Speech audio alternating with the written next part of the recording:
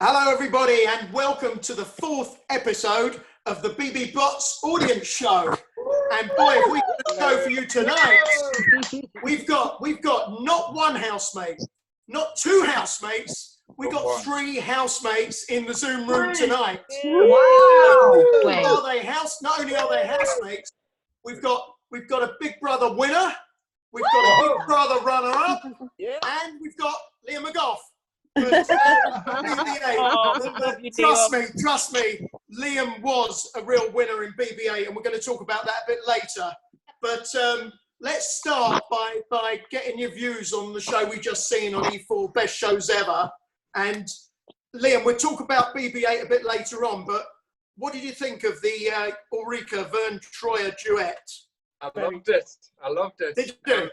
I really loved it. I thought it was so sweet. I really thought Ulrika was such a kind person, and the way that she was so patient to give him, the time to learn it and things was really nice. I'll just tell you quickly something. When after that show, that was a couple of years after ours, I actually went on to do a couple of nightclub appearances with Vern. Oh, did you? Yeah, he's a very sweet man, and he's sadly missed by friends. Yeah. But he was generous and kind and really fun to be around. Yeah. And if I can get our Big Brother winner, Aaron ALLARD-MORGAN, fantastic winner of Channel 5's first series. What did you make of tonight's show? Yeah, it was interesting actually, because I watched it back in the day, but you remember it differently. And I was watching it thinking, I'm waiting to see why Coolio was kicked out, because I've forgotten why he was kicked out, and you could see it kind of building through the show. And then obviously this was billed as the Eureka and Troy kind of song moment, and I completely forgot how nervous he was. And even when he was singing, you could see his little hands shaking, bless him. But he just got on.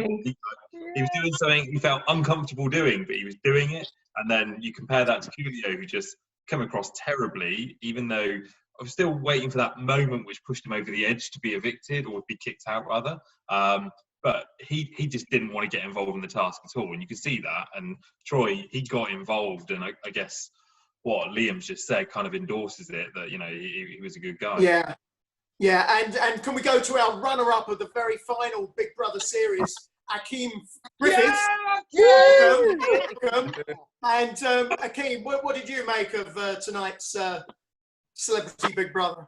I mean, I'll be honest with you, I shed a tear. I really did when that moment with Eureka and Vern finding endless love. Honestly, it was such a moment. I honestly shed a tear. But I totally forgot that Coolio was even in Big Brother. It kind of brought back some memories that I completely forgot about. But for me, he was totally disrespectful, and in the end, I think it was the right thing for him to go.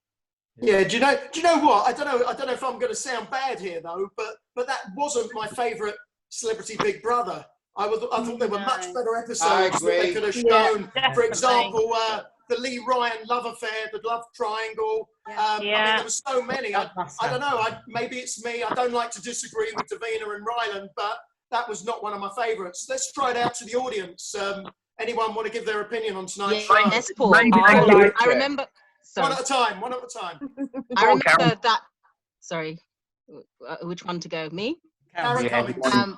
Okay. I can remember because I was in the audience for the final BOTS when all of those people came out. So I got to meet all of them. Vern, Coolio. I danced with Coolio. And they were all lovely people, etc. There was a little bit of drama in the studio, but I will not talk about that. I can remember different, as Paul said, I can remember different moments in that series, which was probably a better choice. And Coolio, as I say, I don't remember him to be the villain of the piece. I remember he was irritating, but then in the future we had further housemates like Bear, who irritated as well. And Coolio was one of the first, and he spoke about kind of creating a character almost to entertain himself in there. So that's you've got characters you love to hate, and some you love and hate more than others. I think there's a difference between the people such as Bear and Coolio. For whatever reason, obviously Bear was quite a lot younger, and Coolio, we almost expect him to be a more mature, respectful celebrity because he is so big. You know what? We had to see from, don't forget, it's Channel 4 we're watching, isn't all that from Channel 5? Yeah. There was from Channel 5. Oh, that's yes, you're and right. the others were from Channel 5. The Triangle was from Channel 5 as well. I started off watching it, and I think I put down, you know, that it was a little bit, maybe we shouldn't be watching, I don't know, there were others that were better. But then as I started watching it, I thought with Vernon that came on, you know, my heart went out, and it was like, it was nice seeing LaToya and a few of the others and remembering that.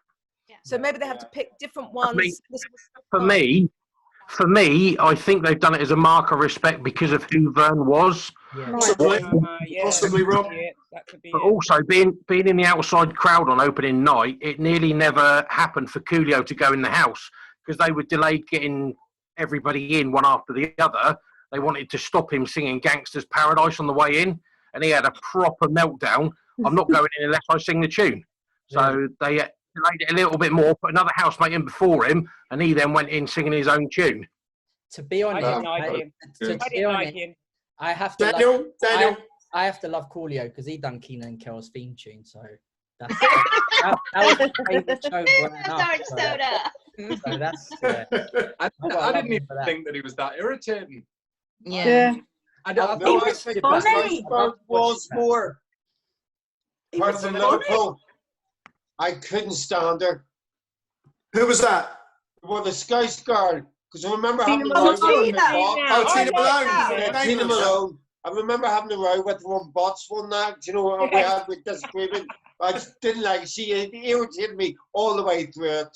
Yeah. Didn't like her. John, Tina was going to join us tonight, but when she heard you were on, she changed her mind. I'm not surprised. I'm not surprised. So, listen, guys. I think overall, listen, it was very difficult to follow last night's show, whatever they would have put on tonight. But obviously, Rylan and Davina really liked it. But I'd really like to move on to Liam and chat about BB8. I mean, Liam, remind me if I'm wrong. You actually entered on day 17. We remind ourselves you came in with Brian Bello, and as we all know, he went on to become a Big Brother legend and won that show. But of course, you were in there. What was it? Less than a week, and I believe your fortune turned very, very gold indeed. Am I correct? That's right. I won. You were voted to win £100,000. Oh. That's right. And I think, what were you? You were only about 22 years old at the time? 22, that's right, yeah. Tell us all about it, Liam. It's really interesting. How did it feel? Came as quite a shock. So actually, I think it probably would go down in, you know, Big Brother history as one of the least, you know, entertaining moments in that it kind of backfired on them giving it to me. I didn't mention it again from that moment on, and nor did anybody else. So it was a bit of a damp squib. But at the same time, in you know, my defence, I guess I'm potentially humble anyway. I wouldn't talk about money to people that I don't know. Yeah. And secondly, you know, there's a lot of guessing games go on when you're sat for 24 hours a day. Everybody, and especially characters like Laura and Shawnee, were constantly telling you what they'd heard is going to happen. And they say it so confidently that you kind of assume that they know something you don't. Yeah, and paranoid.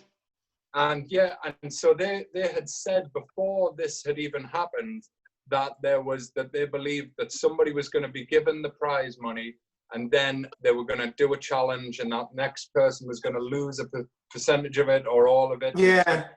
Yeah, but it must have been an amazing feeling to know that you'd won that. I mean, it's a vast sum of money in anyone's book. You know what I mean? Yeah. It was an amazing feeling, and you know, the validation of your fellow man is ultimately the prize in a situation like that. To feel that you've been accepted into a crowd of people you don't know is almost like a primal feeling that you can't describe. So when people would give me that money, it felt like they were saying that I belong and that I wasn't a bad person, I guess.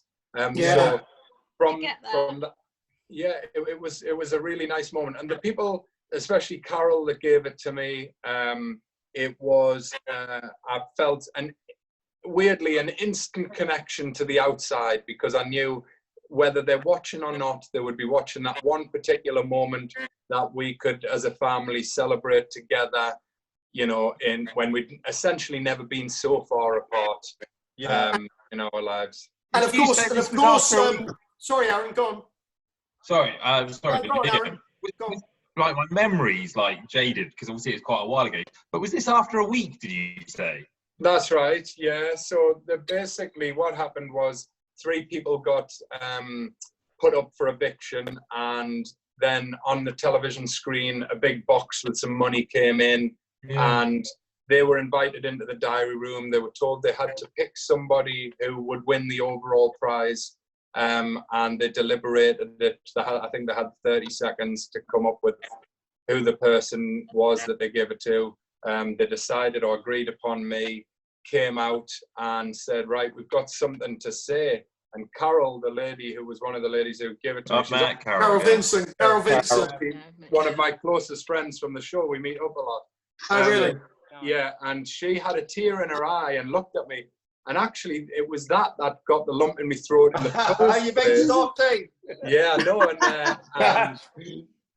And also, Liam, despite winning the £100, which £100,000, which might have turned the public against you, you actually ended up 3rd behind the twins and Brian Bellows. So the public still really liked you, despite you landing that massive prize early on.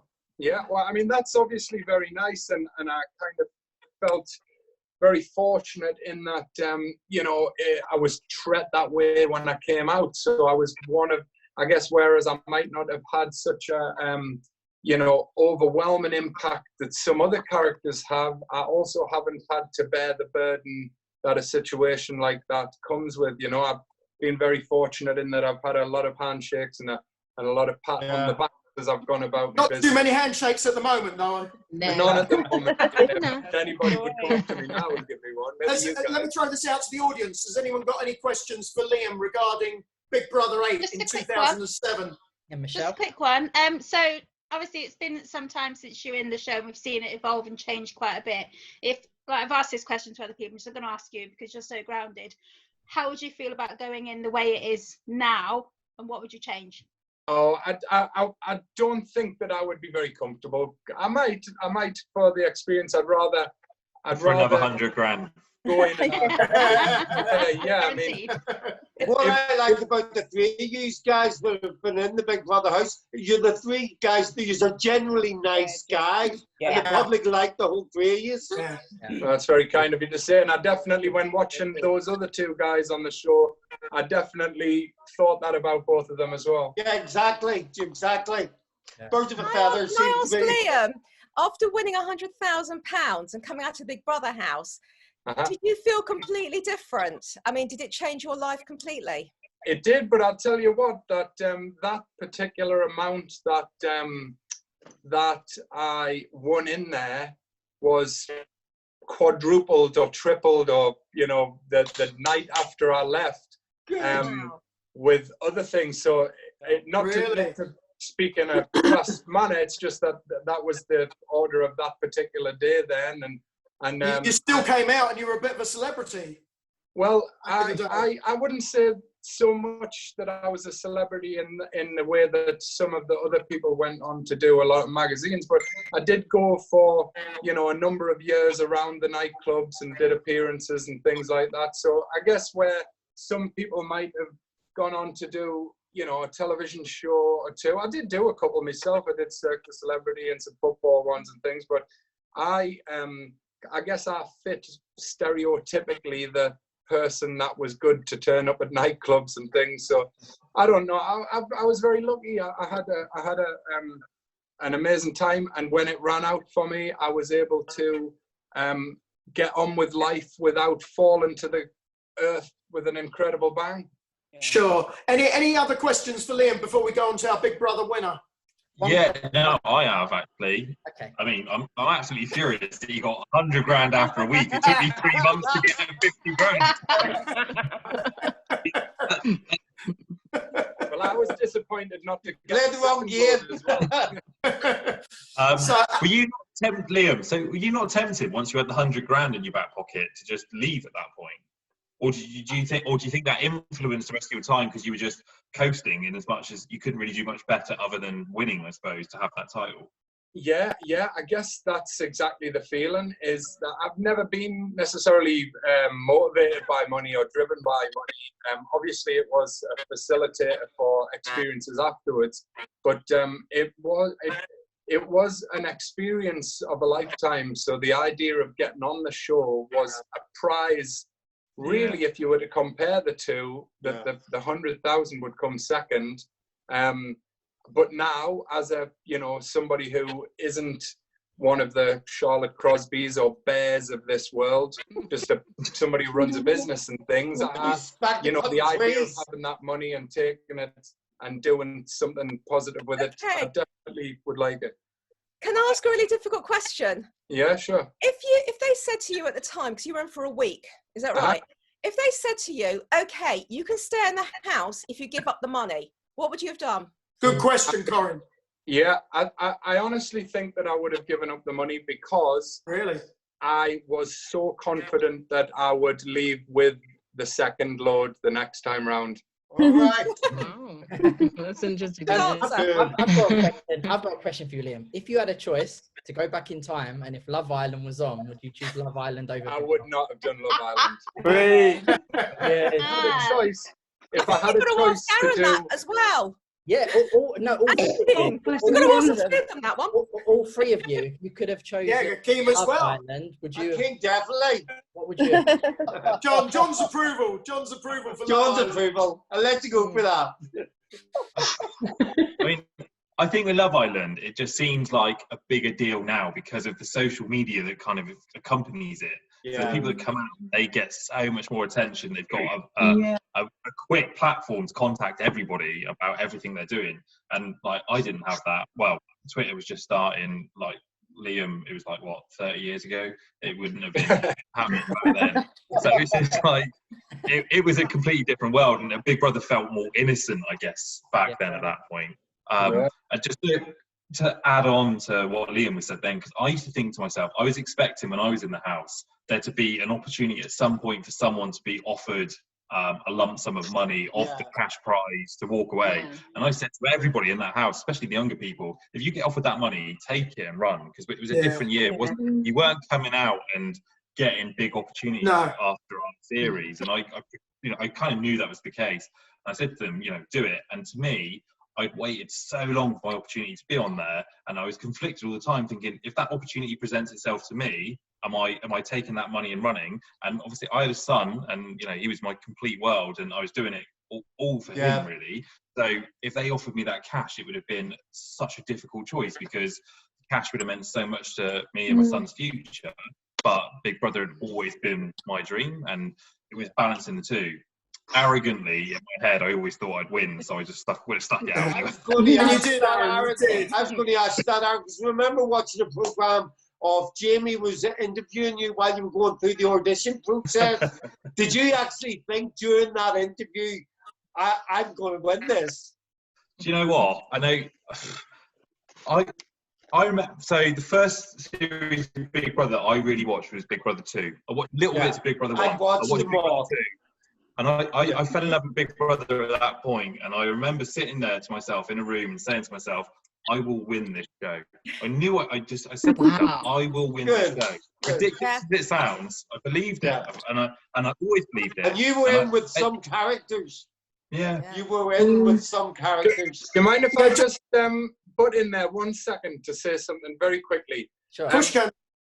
Just a moment ago, I did also, we both said something very similar to one another, and I heard a slight mumble from somebody, from one of you guys, about me saying, I thought that I could win it. But really, I think what gets people on there is that just, whether it be arrogance or a belief in the system, or because when you first go to audition, you're not, will I get on? There's no doubt in my mind, I am going to be on. It's not and then when you are, it's a foregone conclusion already. So it's not winning isn't disappointing. It's just that isn't exactly how I thought. It's not I'm so good that I'm going to win. It's just I believe it. It's like it was in a dream. Akeem, you're very competitive. So did you go in with that sort of attitude as well? Yeah, I have to be honest. When I applied for the show, I wanted to win. I had the expectations that I was going to win. I mean, you played a good game and you were, competitive right the way through. And you always saw that glint in your eye that I'm chasing this. I think the majority of people who go into the Big Brother house, I think you almost certainly have the expectation that you're going to win, And I think you'd be silly not to, Yes, it's good for the experience, but yeah, I always had the mentality that I was going to win. And I don't mean that in a cocky or arrogant way. It's just that's who I am. I've always been competitive. I think anyone who goes into that house has to have some form of mentality. Can I just ask Aaron, can I take you back to the first night you entered the house? Am I right in remembering that Pamela Anderson came in for a few days to set some tasks? Well, yeah, so she was in there for a week, apparently, but how it's portrayed in the series is almost like deemed as the Pamela Anderson series, like when you see it in the papers. Yeah. And the reality was, she was hardly in there. She would drop in for an hour at a time and say she was going to her locked bedroom, but clearly she was just leaving the house, and she'd pop in and do a bit of washing up. She was so barely involved. Aaron, I'm just asking for a friend, but are you still in touch with her? No. Oh, okay, fair enough. At a certain distance. Try. I'm not sure my wife would approve, but hey. Guys, with the whole you'll soon find out, Paul. So with the whole winning thing. With the whole winning thing, I don't think there's anything wrong with saying that I'm going into Big Brother because I want to win. Because if you don't, you're actually lying. Absolutely. And I think Akeem, seeing your camera in hand that came out on the show, which I think is one of the main reasons why he did win. You were very close to it. Do you think you were sort of cheated with that? Because he came out. I mean, don't get me wrong. It's a moment. I know he's a nice guy. It's a moment that will go down in absolute history. For an 18-year-old person to come out gay anyway is an amazing achievement. But to do that on television is absolutely incredible. Do I think that has influenced the decision? I think he was a nice enough person to win the show anyway. Even though he come out gay on television. You're such a gent. If I was going to lose to anyone, don't believe it, but you're such a gent. Obviously, I'm gutted. I did think I was going to win. But at the end of the day, I'm going to lose to someone. It would have been Cameron, Yeah. And Akeem, how annoying was Louis G in real life? Oh, he's fucking annoying. I still don't know what happened with the fight. I still want it. You need to have a match, not a rematch, because it never happened. It's going to happen next year. And just one other thing, Akeem. I know you're very comfortable around gay people and things, but there was a part that one day you were sitting on the sofa and Tomas was rubbing your streak and your cheek, and you were sort of sitting there with your arms crossed, and it was a bit cringy to watch. Were you being just overly nice, or just get off me, or did you not feel uncomfortable? I mean, Thomas comes across as that weird little nephew you have in the family, so it didn't come across as awkward. I just got used to it. It looked awkward. It looked awkward. I suppose I was being overly nice, but no, it wasn't awkward.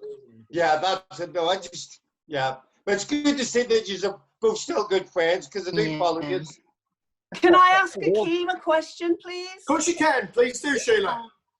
Akeem, when you were waiting to hear who the winner was, and I believe there was just you and Cameron, was that right? Yeah. How did that feel? Did it feel like a long time? Was it nerve-wracking? And how were you feeling at that time? Surprisingly, it wasn't even nerve-wracking. I was just ready to go. I was completely exhausted. Had enough. The adrenaline was kicking in, and honestly, it felt like it didn't feel real, but I was just ready to go at that point. I was absolutely drained. Yeah. Right. Can I ask Akeem a question? Please do, Denise. Akeem, why can I not see the Liverpool side? I can see the Newcastle side of that scarf. The Reds, I'm looking. Ah, thank you. You'll never walk alone. Aaron, can I just ask you something that we did 2 days before the final?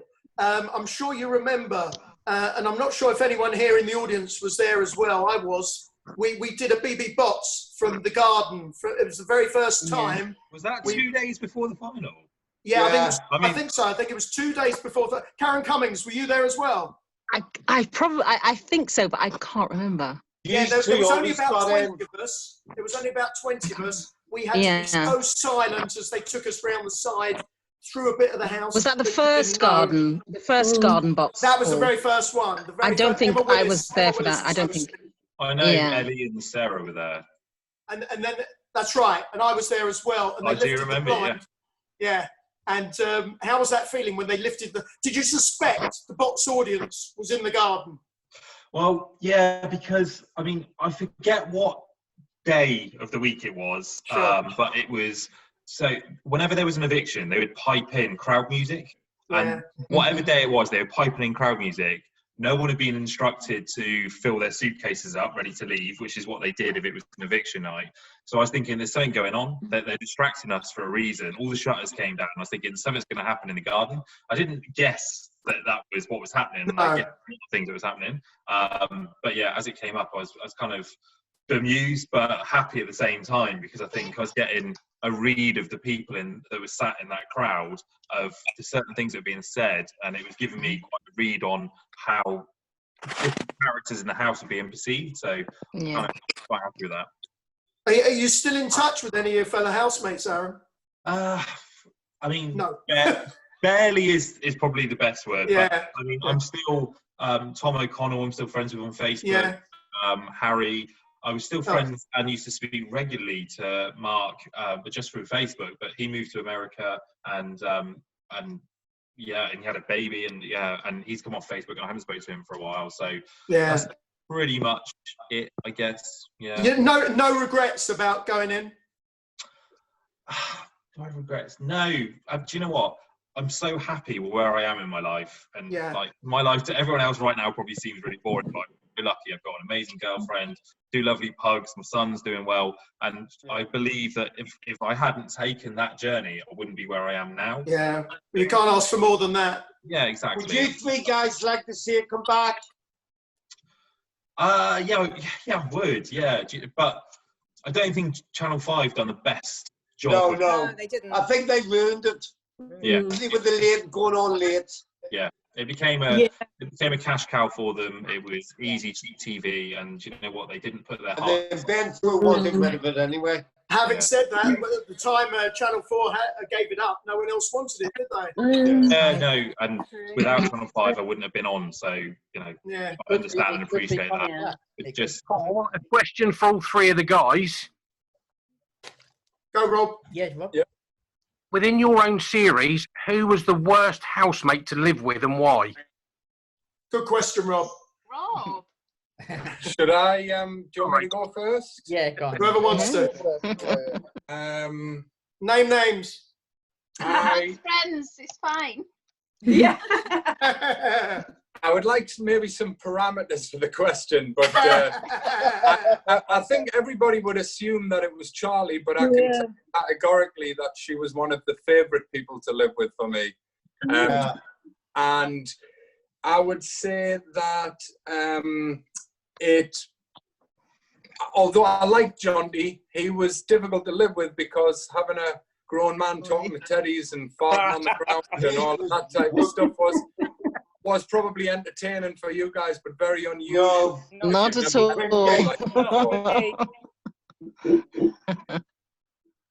Akeem, what about you?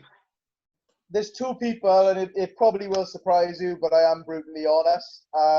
Obviously, I got on with most people, but the 2 people who I was glad to see go in the nicest possible way was, one of them was Anna Amelia. She was in the nicest possible way. She was too far up her own arse. She only cared about her appearances, no one else.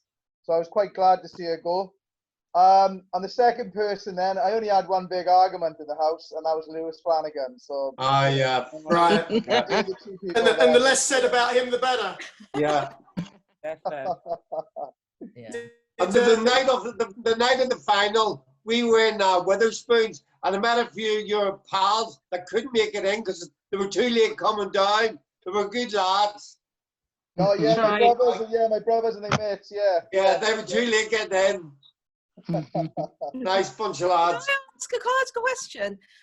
Because Akeem and Aaron, obviously you stayed to the end, Aaron.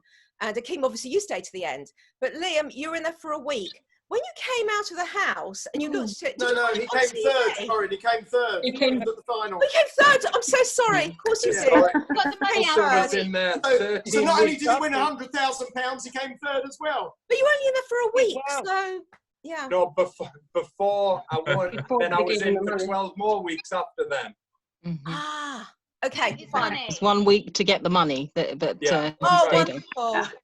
That's okay. Any more questions, guys? Aaron, who was your least favourite housemate? Back to you, because we missed you.